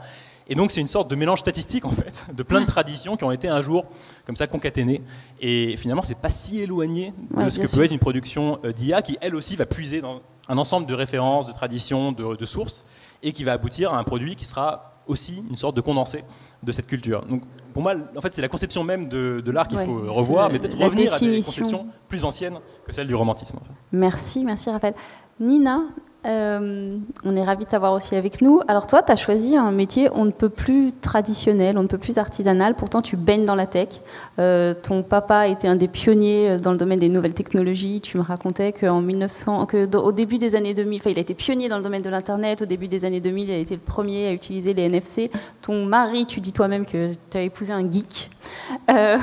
Et donc métier très traditionnel, très artisanal. Pourtant, tu as été aussi pionnière à ton niveau à toi. Tu as lancé il y a quelques années maintenant la Délicatisserie, qui est la première pâtisserie 100% numérique, c'est-à-dire que tu as uniquement une boutique en ligne. On ne vient pas en boutique voir une très belle création et la choisir, alors qu'on peut penser que finalement le visuel et tout ce qui est propre aux 5 sens est très important dans le domaine de la pâtisserie. Déjà, pourquoi tu as fait ce choix de choisir le numérique pour lancer ta pâtisserie en ligne, finalement, ta boutique? Oui, en fait, le but, c'était de se concentrer sur... je me suis posé la question, qu'est-ce que je veux faire? Je veux faire des gâteaux, je veux faire des bons gâteaux avec des bons ingrédients, avec des bonnes équipes, avec des super clients. Et en fait, finalement, dans beaucoup d'expériences passées, on m'a toujours dit... Il faut ce cadre, il faut être un chef de brigade dans sa cuisine avec des pâtissiers. Il ne faut surtout pas avoir trop de sensibilité parce que du coup, on n'est pas... Enfin voilà, il y avait certains standards comme ça qui ne me correspondaient pas forcément. Et en fait, je me suis concentrée sur l'essentiel et j'ai mis, grâce aussi à toutes les clés que m'ont donné ma famille depuis petite, j'ai utilisé le numérique au service de l'artisanat pour me concentrer justement sur... passer du temps, gagner du temps pour pocher des meringues, pour regarder la meringue monter au batteur, pour l'arrêter au bon moment, parce qu'il n'y a pas de temps pour une meringue, il n'y a pas de recette pour une mousse chocolat. Il y a une recette, mais pour une seule et même recette de mousse chocolat, dans le même environnement, avec la même chaleur, le même taux d'humidité, si on met 3 personnes avec la même recette, il y aura 3 recettes de mousse au chocolat différentes. Pourquoi? Parce que la rapidité... le temps de friction à quelques secondes, la vitesse du robot, la façon dont on va mélanger, le geste qu'on va mettre un petit peu plus à droite, un petit peu plus à gauche, le nombre de gestes, le nombre de coups de marise qu'on va donner dans la mousse, la pression qu'on va mettre dans la poche pour pouvoir pocher cette mousse dans le moule, tout ça va changer énormément la texture de la mousse, comment on va la manger, les saveurs, est-ce que le gras va se sentir ou pas, est-ce que les bulles sont petites ou plus grosses. Et en fait, tout ça, il faut le voir, il faut prendre le temps de regarder le batteur, il faut prendre le temps de sentir et finalement de répéter ce geste. C'est des centaines et des milliers de gestes de chantilly que je monte encore à la main parce que je sais à la résistance de ma chantilly si elle est bonne ou pas. Et en fonction de la température, etc. Et en fait, le numérique, on l'a mis au service de l'artisanat et on a construit cette façon de commander, cette façon d'acheter, cette façon de commander nos ingrédients, d'aller ce réseau de distribution, après comment on va livrer notre gâteau. Tout ça va fluidifier ce travail où l'artisan n'a pas de valeur ajoutée et ça va nous donner beaucoup plus de temps pour créer. Et on a la chance d'avoir pu du coup développer un laboratoire de création uniquement avec des gens avec des équipes, avec moi, qui créent au quotidien. Toute la journée, ils créent. Et finalement, ça nous laisse le temps de rater, de recommencer, d'aller chercher. Et on va mettre le numérique qui va nous servir à trouver les solutions quand la main n'arrive pas à le produire. Quand la main est... c'est-à-dire que oui, alors je vais pouvoir faire une tuile magnifique, que je vais sculpter à la main, etc., mais je vais passer 4 heures à le faire, donc ça ne va pas être commercialisable. Je suis artisan, donc il y a le côté... On a ce petit côté artistique, évidemment, parce que pour le visuel ou pour plein de choses, mais on a le côté aussi artisan, où on doit produire. On nourrit les gens. Et donc, pour les nourrir, il y a cette accessibilité aussi, où on va utiliser le numérique pour rendre plus accessible, plus efficace, plus précis. Une question de rentabilité aussi. Oui, bien sûr, forcément une question de retour sur investissement. Toi et moi, on a fait une expérience assez rigolote dans le cadre de ce dîner de ce soir, parce que donc après cette soirée, après cette conférence, il y a un dîner de gala pour certains d'entre nous. Je t'ai demandé de me proposer une de tes recettes signature. Tu m'as soumis la craquante au chocolat. On a demandé à l'intelligence artificielle ChatGPT de revisiter cette recette signature qui est la tienne. Version Côte d'Azur, soirée de gala, de l'adapter pour une soirée comme celle-ci. Et elle nous a proposé de adapter notamment ton crémeux au chocolat avec une infusion au thym, à la lavande, voilà. Donc avec des goûts vraiment différenciés et j'ai hâte que tu la découvres ce soir parce que tu n'as pas encore découvert le résultat de la recette. En tout cas, c'était une expérience qui était vraiment, vraiment très enrichissante. Penses-tu que l'intelligence artificielle, parce que du coup l'intelligence artificielle, elle nous a fait des associations de goût, penses-tu que l'intelligence artificielle, du coup, quel est le lien entre l'humain, enfin la créativité humaine et la créativité de l'intelligence artificielle, justement dans tous ces domaines du sensoriel qui ont une place prépondérante dans le domaine de la pâtisserie. Est-ce que, comme le disait tout à l'heure Laurent, toi, tu peux craindre qu'à un moment donné, l'intelligence artificielle, elle va dépasser l'être humain justement dans ces enjeux de sensorialité qui sont indispensables dans le domaine de la pâtisserie ? Alors, je crains pas, pour l'instant, dans la création de desserts. Après, il y a des choses que je maîtrise pas et que je connais pas non plus. C'est que pour moi, encore, il y a le côté des 5 sens, où pour moi, l'intelligence artificielle, encore, est un peu loin, peut-être, mais alors peut-être que je me trompe. Mais quand on a un dessert devant soi, qu'est-ce qui se passe ? Pourquoi il y a des desserts qui nous marquent plus que d'autres, alors que parfois, c'est des desserts extrêmement simples ? C'est parce que ça a été construit. Alors, et comment c'est construit ? D'abord, quand on a un dessert qui arrive, on voit un dessert, peu importe qu'il soit beau ou pas. On a d'abord une impression, on a des émotions sur le visuel, et après cette émotion-là va être confortée ou inconfortée par, souvent c'est l'odorat. On a quelque chose de chaud, on va sentir le chocolat, on va sentir la pomme, etc. Peu importe, mais on va voir l'odorat. Et donc là, la vue, l'odorat vont se mélanger, vont commencer à procurer une émotion. Ensuite, on va pouvoir avoir, souvent c'est le toucher qui arrive à ce moment-là, donc on va prendre la cuillère ou la fourchette ou le couteau, on va couper le gâteau, donc on va voir les textures, ensuite on va voir le bruit, et en fait tout ça va venir mettre des couches supplémentaires sur notre appréhension, enfin on va appréhender la dégustation, on va commencer à imaginer, on va commencer à se mettre dans un sentiment. Après, on a du coup l'ouïe aussi, enfin, on a l'ouïe, on a le toucher, quel bruit ça fait, et puis après on a le goût, et en fait toutes ces émotions-là vont finir par nous donner cette émotion globale qui va venir, quand les 5 sens sont allumés comme ça, c'est là où on se souvient. C'est là où il se passe quelque chose, c'est là où il y a une magie qui arrive, Et c'est là où on a bien fait notre travail, parce que parfois une simple tarte tatin peut provoquer des souvenirs incroyables, et là on a une émotion qui nous restera jusqu'à la fin de nos jours, et dès qu'on sentira cette pomme, on aura envie de manger cette tarte tatin.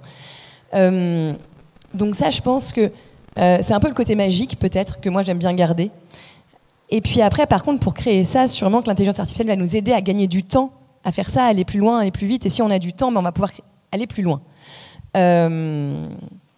Les recettes, il n'y a pas de propriété intellectuelle. Sur nos recettes, on les partage. Et je pense que ça aussi, ce qui est génial avec l'IA, c'est qu'en fait, on va partager nos recettes. On les partage d'ailleurs voilà, sur pas mal de supports. Et du coup, on va s'approprier, ça va faire partie de l'histoire. Et moi, j'aime bien le côté que finalement, nos recettes, ce qu'on crée, fassent partie de l'histoire, parce qu'on va grandir encore, et puis les générations qui vont arriver vont les utiliser, vont se les réapproprier, et finalement, je pense que l'humain a besoin de s'approprier les choses, de donner du sens, de donner de l'authenticité.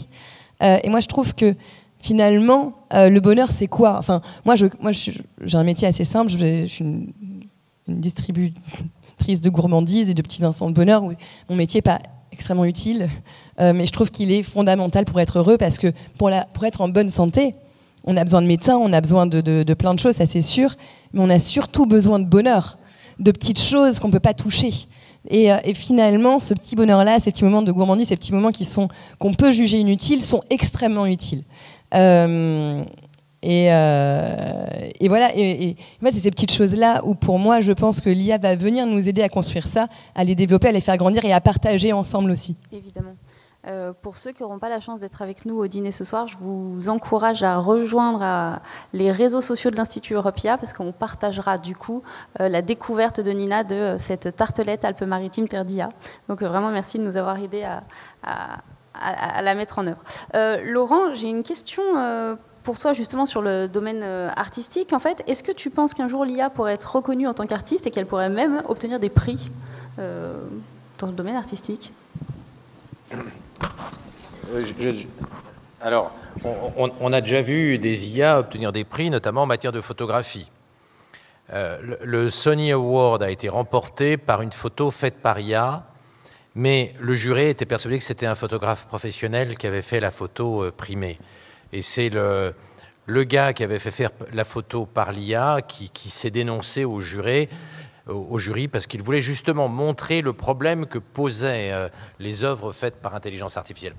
Alors, en fait, il faut distinguer deux phases. Soit l'intelligence artificielle a une personnalité morale. Elle a une conscience artificielle, avec des droits propres, et auquel cas elle pourrait être titulaire des droits liés à ses inventions artistiques. Soit l'intelligence artificielle n'a pas de conscience artificielle, comme c'est le cas aujourd'hui, et c'est la personne qui a manipulé l'intelligence artificielle qui a la responsabilité juridique de l'œuvre et qui peut avoir des revenus liés à l'œuvre. Est-ce qu'on va à court terme avoir des intelligences artificielles dotées de conscience artificielle? On ne le sait pas. Le débat fait rage entre les experts, entre ceux qui pensent que la conscience artificielle va arriver et que GPT-4 a déjà un embryon de commencement de conscience artificielle, et puis ceux qui pensent que ça n'est pas un problème de court terme. Ce qu'on peut dire, en tout cas, c'est qu'il est très probable que des IA vont faire des œuvres très supérieures aux œuvres artistiques humaines et qu'elles vont pouvoir le faire de façon autonome. Mais le fait de pouvoir faire une œuvre sans qu'on lui demande spécifiquement de la faire ne signifie pas forcément que cette intelligence artificielle aurait une conscience artificielle. Il faut vraiment scinder les deux sujets. Donc, je ne suis pas certain qu'on aura des IA avec conscience artificielle tout de suite. Beaucoup de gens chez Google pensent que ça va arriver, notamment chez Google, il y a des gens comme Kurzweil qui proposent que l'on donne le droit de vote aux intelligences artificielles à partir...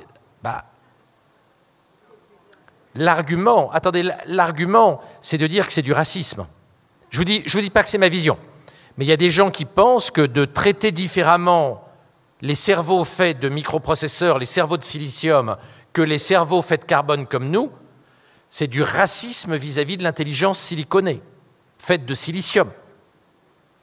Et dans la Silicon Valley, beaucoup de gens pensent que c'est un racisme aussi intolérable que le racisme entre les blancs, les jaunes, les noirs, etc. Pourquoi ferait-on une différence entre l'intelligence produite par un support biologique et l'intelligence produite par un support fait de microprocesseurs? Quand on y réfléchit bien, il n'y a pas de raison.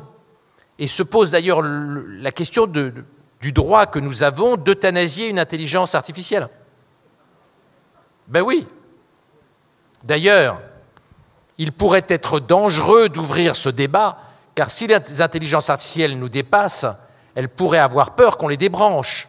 Et moi, si j'étais une intelligence artificielle, je prendrais des précautions pour éviter qu'on me débranche, et le plus simple, c'est quand même de zigouiller l'humanité. Merci. Pour conclure cette table ronde, est-ce que vous pouvez tous, en quelques mots, me dire comment, si vous deviez définir un rôle idéal pour l'intelligence artificielle dans votre métier, lequel serait-il? Dans vos domaines respectifs. Un rôle que pourrait avoir l'intelligence artificielle dans vos domaines respectifs. Un rôle idéal. Alors, moi, le rôle qui est le plus utile pour moi, c'est vraiment toutes les fonctions support. C'est-à-dire que moi, j'aimerais bien que l'intelligence artificielle me mette en contact avec le superproducteur que je veux. Je veux un type de citron avec un certain type d'acidité, avec un certain type d'amertume, avec le taux de sucre que je veux. En quantité, parce que parfois on fait des grandes quantités pour avoir des petites, la quantité que je souhaite et faire en sorte que j'arrive à m'approvisionner de façon responsable, parce que peut-être que on va être plusieurs dans le même secteur à vouloir ce citron, et du coup ce petit artisan va pouvoir se développer. Et en fait, c'est que cette intelligence artificielle nous amène énormément de positif dans tout ce qu'on fait, et je pense que c'est à nous aussi de l'emmener dans ce sens-là. Et je suis complètement d'accord avec le docteur, où il faut connaître, il faut s'y intéresser au maximum pour pouvoir aussi avoir de l'agilité à l'utiliser, se méfier aussi, et en même temps l'utiliser à bon escient. Et après, c'est à nous de diriger les choses dans nos métiers, dans notre expertise, etc. Voilà, donc je pense, voilà, moi c'est plutôt, je m'en servirais beaucoup pour avoir accès à plein de matières premières, plein d'outils, et puis nous créer du confort. Personnalisation du sourcing, du coup. Merci. Raphaël? Alors, je vais répondre non pas en tant qu'écrivain, mais en tant que haut fonctionnaire, puisque je suis marqué comme les deux. Et en tant que haut fonctionnaire, ce que j'attends de l'IA, c'est qu'elle me remplace. Les énarques sont peut-être le métier qui devrait le plus être remplacé par l'intelligence artificielle. Un énarque, qu'est-ce que ça fait? Ça écrit des notes de synthèse, ça rédige des normes réglementaires, ça fait que du texte en fait. Et ça fait du texte qui n'est pas toujours non plus extrêmement constructif et intéressant et dense en âme ou en richesse intérieure. Et donc, en fait, dès aujourd'hui, il y a une grande partie du travail qui pourrait être fait par des IA. C'est juste qu'on n'ose pas assumer de laisser déléguer la décision à une IA pour toutes les raisons qu'on imagine, après qui est responsable, etc. Mais en fait, c'est vers ça qu'il faudrait tendre, et en tout cas peut-être resserrer le rôle des hauts fonctionnaires juste sur la décision, et tout le reste l'abandonner à l'IA, ce qui n'est pas du tout ce qu'on fait aujourd'hui, parce qu'il y a une inertie énorme dans l'administration. Merci Raphaël. Marianne?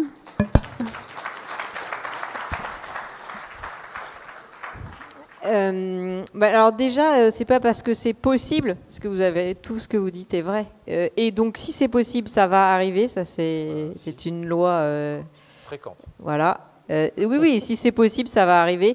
Mais c'est pas parce que c'est possible et que donc ça va arriver qu'il faut pas empêcher que ça arrive parfois. Et donc, moi, je pense que plus on automatise, plus on robotise, plus il faut humaniser. Donc j'attends de l'IA et je pousse à ça, et je m'en sers pour faire ça, à ce qu'elle nous pousse, nous humains, à devenir meilleurs. Parce qu'en fait, on a en nous des capacités très humaines, pas du tout automatisées et pas du tout liées à notre intelligence intellectuelle et la capacité, la rapidité de notre cerveau à réfléchir, qu'on n'exploite pas du tout. Donc j'espère que l'IA, ça va mettre ça en exergue et ça va nous permettre de travailler ça. Pour autant, pour faire tout ce qui touche du domaine du pur intellect et de la rapidité de nos process neurologiques humains, utilisons les machines, qui sont des machines et des programmes informatiques, parce que je me bats contre ça. Elles sont souvent représentées par des robots humanoïdes, mais pas du tout. En fait, on converse et on échange avec des programmes informatiques qui calculent la probabilité qu'une chose arrive plus vite qu'une autre pour vous donner une réponse. Donc il n'y a pas du tout de créativité là-dedans. ce sont des mathématiques. Donc ça peut parfois donner des choses très belles et créer des œuvres d'art, mais ce sont des mathématiques. Donc ça n'a rien à voir avec les émotions, avec nos sens et avec ce qu'on peut percevoir des autres, du monde, de l'univers. Et ça, c'est une capacité que seul l'humain a et qui n'exploite certainement pas au 10e de ce qu'il pourrait faire. Donc j'attends, moi, de l'IA qu'elle nous réveille sur ce point-là, ce qui, me semble-t-il, est la seule manière que la civilisation survive face à la capacité des machines qui sera forcément supérieure à la nôtre.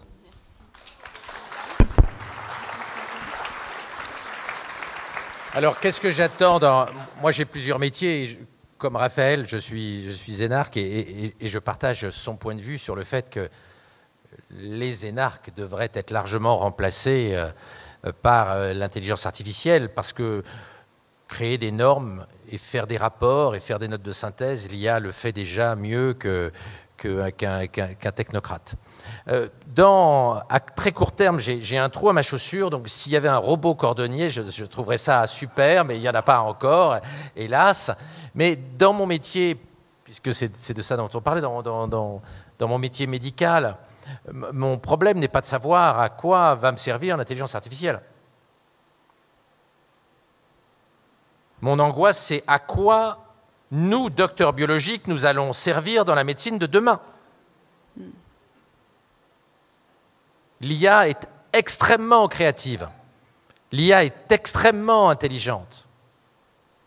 Et donc, mon angoisse, ce n'est pas qu'est-ce que je vais faire de l'IA, c'est quelle place l'IA va me laisser dans le système de santé du futur, à moi et mes collègues. Et ça, c'est une vraie angoisse. Et il ne faut pas sous-estimer la vitesse à laquelle galope l'intelligence artificielle, sinon on va vraiment être dans des situations professionnelles fragiles et on va mettre nos enfants dans des impasses. Il faut faire attention à ne pas avoir l'arrogance humaine face à la machine que nous avons depuis des décennies.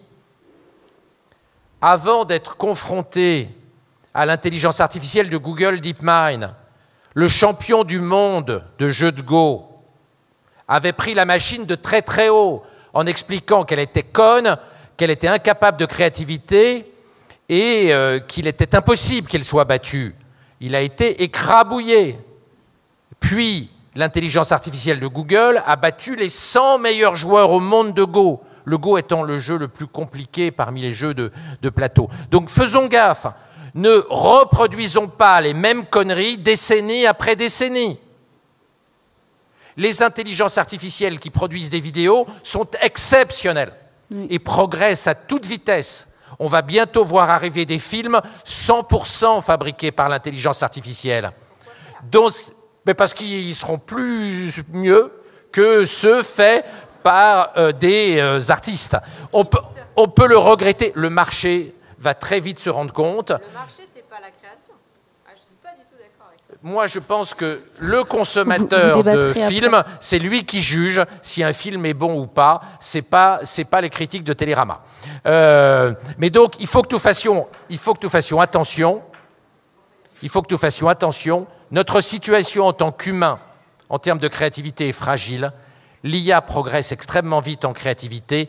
Ne nous endormons pas sur nos lauriers, pour nous, mais aussi pour nos gamins. Merci. Merci à tous. Merci à tous les quatre. Merci infiniment.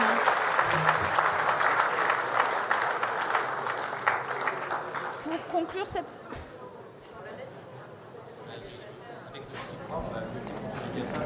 Merci beaucoup. Pour conclure cette soirée... Ah, vous pouvez rester en fait. Pour conclure cette soirée, j'appelle Marco Landi, président de l'Institut Europia, à nous rejoindre sur scène.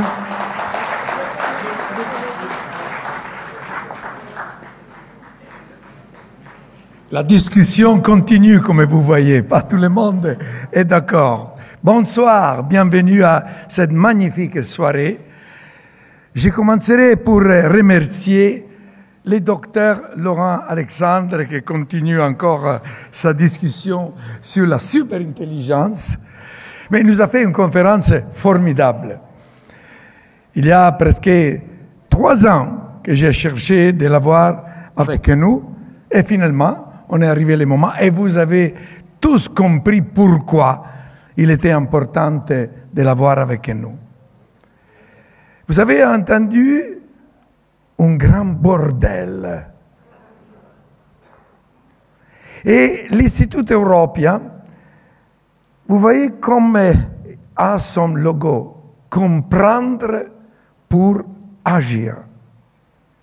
Parce qu'il faudra comprendre dans ces grands bordels qu'est-ce qu'est notre rôle d'humain. Il faut, pour arriver à ça, discuter, avancer, préparer nos jeunes. Et voilà, c'est merci à l'initiative du président Ginesi, que je salue et je lui envoie tous mes soins de revenir bientôt en forte santé, qui a commencé en 2017 le Smart Deal. Le Smart Deal était une des deux grandes initiatives du département avec le Green Deal pour commencer et comprendre comment la faire, la transformation digitale et la transformation numérique. Il est 6 ans maintenant qu'on continue à travailler sur ces projets et on a l'ambition vraiment de préparer le plus possible les Maralpins à cette transition. Et une des raisons de ces conférences-là, c'est exactement ça. Parce que des citoyens qui sont bien avertis, qui peuvent comprendre ce qui est en train de se passer, seront mieux capables de continuer et de faire avancer les choses et de mettre notre territoire à l'avant-garde. Et j'ai bien apprécié les remarques que le docteur Alexandre nous a faites. Si nous, on veut vraiment avoir l'ambition d'être la terre d'IA que nous, on a, il faut l'université. Vous avez bien choisi ce point-là. Et il est bien rentré dans nos esprits. Parce que c'est de là qu'il parte toute la recherche, qui après peut avoir les retombées sur les territoires. Mais on a déjà une très forte université. Parce qu'on a une des 4 universités qui a gagné l'appel à projet du président Macron. Et on a beaucoup d'activités qui sont déjà sur l'intelligence artificielle. Mais une des choses les plus importantes, c'est préparer les jeunes. Bon, Elon Musk, il dit de les préparer peut-être en mettant quelque chose dans leur cerveau. Peut-être on arrivera à devoir faire ça. Nous, ici, on a créé la maison de l'intelligence artificielle avec l'objectif de préparer les jeunes des collèges. Et bientôt, j'espère, c'est du lycée et arriverai aussi au primaire. Parce que vous avez bien compris qu'il faut préparer les jeunes. Parce que si on n'est pas dans le qui connaît, on sera dans une situation vraiment délétère. Et qui pourra mieux comprendre quoi faire dans ce bordel de quel il parle Laurent Alexandre, seront ceux qui comprennent qu'est-ce qu'il est l'intelligence artificielle et comment la maîtriser. Et c'est la raison pour laquelle nous, on a créé le World AI Camp Festival, pour discuter les implications de l'intelligence artificielle dans notre société. La 4e édition est bientôt le 13, 14, 15 février. Vous êtes tous invités au Palais de la Méditerranée parce qu'on discute exactement les grands sujets que le docteur Laurent Alexandre nous a mis en face. Comprendre pour agir. Et notre écosystème autour de la MIA, autour de l'université, c'est vraiment unique. On n'a pas beaucoup d'autres départements qui ont été capables de faire ce que nous on a fait. C'est vrai, Lausanne est une université qui est un modèle. Et on devra continuer nous-mêmes à stimuler de plus en plus la nôtre, pour devenir quand même compétitive avec celle de Lausanne. Mais on peut commencer vraiment à nous dire ce qu'on a fait, il nous positionne vraiment comme une terre d'IA. Il faut qu'on est fier de tout ça. Parce que dire terre d'IA signifie qu'on regarde au futur, qu'on regarde aux possibilités qu'on doit donner à nos jeunes de créer leur entreprise et de les créer ici, à Sofia, à Nice, à Grasse, à Cannes. Pas devenir tous des employés de Google ou de GAFAM. Ça, c'est notre ambition. Et on veut aller encore de là. On a discuté des films faits avec l'IA. Je vous annonce ce soir que le département et l'Institut Européen vont bientôt lancer un grand festival pour les films faits avec l'intelligence artificielle. Parce qu'il faut la maîtriser. Le docteur Laurent Alexandre l'a dit avec grande force. Voyons, qu'est-ce que l'IA sera capable de faire. On ne peut pas préjuger. Et c'est la raison pour laquelle nous, on va lancer ce grand festival. Et je voudrais que vous regardiez un petit moment le teaser. Since the dawn of time, man has sought to pass on his stories, his lessons, and his dreams. Around the fire, the voice was the first vector of stories. Then came writing. The Babylonians engraved the first traces on clay tablets. Centuries later, printing changed the world. Books multiplied, traveling through the ages, carrying knowledge and imagination. With the Lumiere brothers, the camera opened up a new dimension where movement and light combine to captivate, move and inspire. Today, artificial intelligence offers infinite possibilities. But in the end, what links all these tools? It's the human being, the creator, the person who uses these tools to fulfill their dreams, to pass on life lessons. That's the soul of our festival, celebrating the stories that touch, heal and uplift. Welcome to the World AI Film Festival. French Riviera.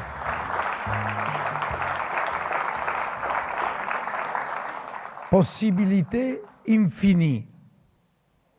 Mais l'humain doit rester maître de ça. Et dans toute notre activité, on cherche de faire comprendre. Il y a des opportunités énormes. Il faut agir pour arriver à les prendre. Mais il faut que l'humain reste maître de ça. Je vous remercie pour cette soirée et on a maintenant un petit moment de votre attention parce qu'on a quand même créé déjà la 3e année le Grand Prix Alpes-Maritimes Terre de IA. Et je demande à David de venir en représentant de notre président Ginesi pour donner le prix Alpes-Maritimes Terre d'IA aux 4 intervenants que je remercie vraiment de tout cœur parce qu'ils nous ont donné une soirée formidable. Alors Marco, juste si tu le permets, de dire que ce prix de l'IA a été conceptualisé et réalisé par les services du département des Alpes-Maritimes à la microfolie départementale. Voilà, je voulais le souligner. Et donc la conclusion, c'est que l'IA dépendra de ce que l'homme en fera. Un monstre, Frankenstein, ou des potentialités, le progrès et un monde meilleur. En tout cas, merci à vous pour ces brillantes interventions, et puis tout particulièrement au docteur Laurent Alexandre qui a mis en exergue l'importance de l'initiative locale. C'est ce que nous faisons avec le département. Et vous dire que les énarques ont encore de beaux jours en France, dans la mesure où on a encore un haut commissariat au plan. Donc c'est pas demain que l'IA remplacera les hauts fonctionnaires, mais en tout cas l'initiative locale est importante, et de dire aussi que l'acculturation et la formation, car en écoutant vos propos, je me suis dit quelque part que c'est non seulement l'égalité, mais demain ce sera la liberté. Si on veut vivre librement, en liberté, il faudra comprendre les usages de l'intelligence artificielle. Merci encore pour vos interventions brillantes.